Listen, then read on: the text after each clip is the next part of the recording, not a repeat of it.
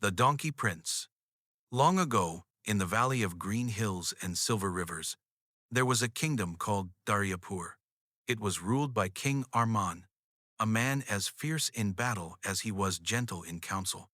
His queen, Meher, was the light of the kingdom, known for her generosity and kind words to the poor. The royal couple had no child. For years they prayed. Still, no child came. The king said to the queen, "If we have no child, then after me, what will happen to my people and to my kingdom?" One night, when the moon was full and silver clouds drifted across the sky, Queen Meher fell to her knees and wept. "O Lord above, I ask nothing else of you, only that you grant me one child, so that he may become the heir to this kingdom and do good for the people." The heavens heard her. Months later, the queen gave birth. Bells rang, trumpets played, and flowers were thrown into the streets. The kingdom rejoiced until the cradle was uncovered. The prince was a donkey. King Arman stared at the newborn with despair in his eyes.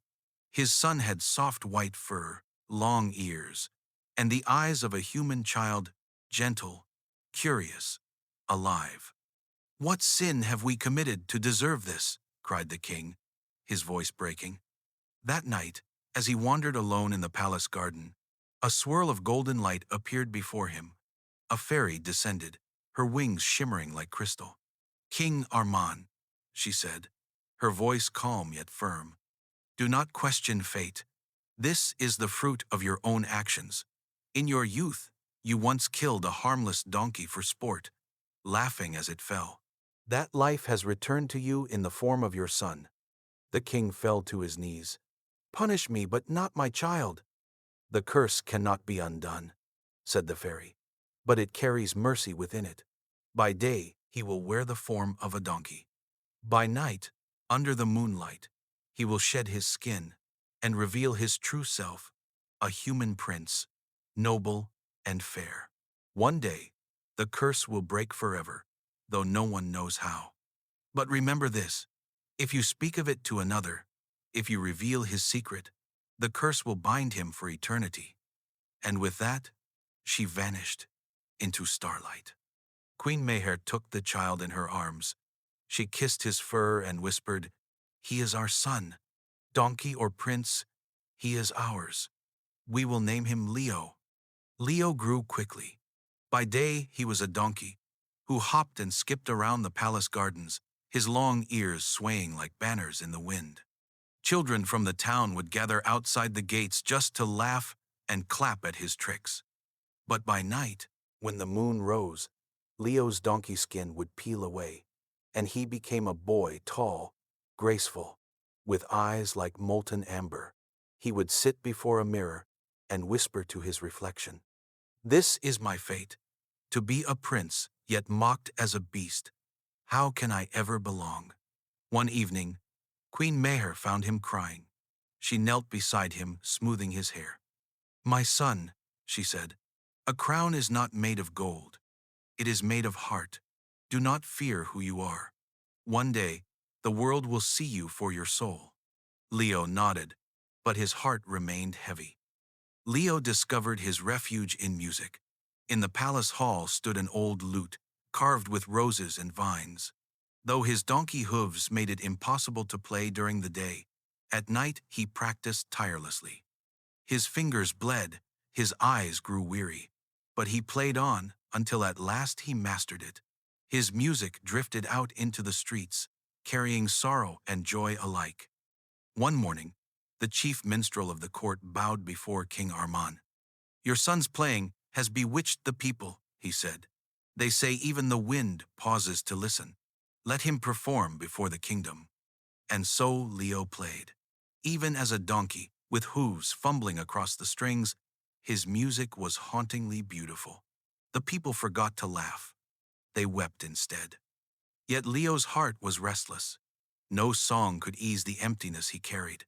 One dawn, he left the palace quietly, carrying nothing but his lute. He walked through forests and across rivers until he came to the towering iron gates of another kingdom. "Open the gates," he called. "I am a prince, and I seek entry." The guards roared with laughter. "A prince! You are nothing but a donkey." But Leo began to play. His music rose like fire, like the cry of 1,000 hearts. The gatekeeper's eyes filled with tears, and he rushed to tell the king. King Kaif was a stern man, known for testing the worth of anyone who sought his presence. When Leo entered the court, nobles burst into laughter. "A donkey at the king's table," they jeered. But Leo bowed. "I am no ordinary donkey. I am a prince by birth and spirit. If you will not believe my words, then judge me by my music." He played. The court fell silent. His song carried courage, longing, and hope. As Leo's music floated softly into the princess's chamber, Princess Nazni, sitting alone, rose slowly, drawn by the enchanting melody. She descended the grand staircase, her gown swirling gracefully around her as if carried by the wind. Prince Leo's eyes met hers at the bottom of the stairs. A sudden, unspoken connection sparked, and in that very instant, he felt his heart captured by her beauty and presence. King Kaif, moved yet proud, chuckled. "Very well, Donkey Prince. You may dine not at the soldier's bench, but at my side."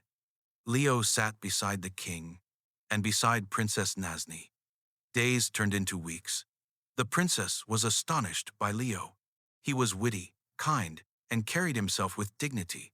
Though his form was that of a donkey, she could not deny the nobility of his spirit.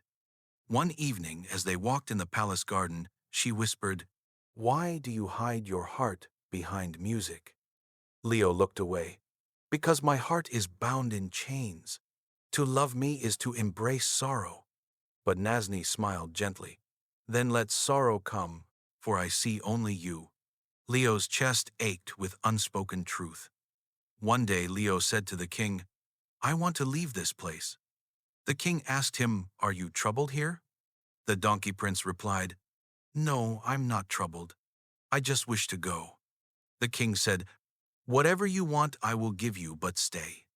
When Leo asked for Nazni's hand, King Kaif was furious. "My daughter, marry a donkey?" he roared. But then he thought of her stubborn refusals to wed any suitor. Perhaps this would teach her humility. Perhaps she would tire of him. "Very well," said the king. "She will be your bride." When the princess learned that she was to be married to a donkey, she wept bitterly. But King Kaif did not listen to her cries and had her married to him. When Princess Nazni and the donkey prince entered their chamber, the princess sat on the bed, still crying. The donkey spoke gently. "Oh, my dear princess, do not cry. Just wait a little while, and soon you will have no complaint against me." Night fell, and as the moonlight touched the donkey prince, his donkey skin slipped away. Before the princess stood a handsome and beautiful prince. The moment she saw him, the princess rose, threw her arms around him and said, "You are the very prince of my dreams. It was because of you that I rejected so many other suitors." From then on, the princess and the donkey prince lived happily together. By day he remained a donkey, but at night he became a handsome prince. Their love grew. King Kaif noticed his daughter's happiness and grew curious. One night, he followed a donkey prince and spied through the window. He saw Leo transform, shedding the donkey skin and revealing his radiant form. The king was stunned. That same night, a hooded stranger appeared at his chamber door. It was the fairy. "Mighty king," she said, "your son-in-law's suffering can end. Take this vial of water, sprinkle it upon his donkey skin, and it will vanish forever." The king obeyed. He crept into his daughter's chamber, found the skin folded by the mirror, and poured the water upon it. The skin dissolved into air. At dawn, Leo awoke, reached for his skin, and found it gone. "No! What have you done?" he cried, his voice breaking. "Without it, my secret is bare to the world. They will laugh. They will despise me." Nazni held his hands. "Leo, listen to me. Even when you were a donkey, you won hearts with your courage, your music, your wisdom.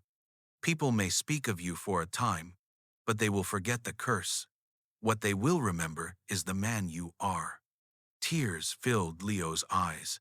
For the first time, he felt the chains of fear breaking. Years passed. He ruled with wisdom and compassion, guided by Nasni's love and Queen Meher's teachings. If you enjoy this emotional story, then please like my video and subscribe my channel and hit the bell icon.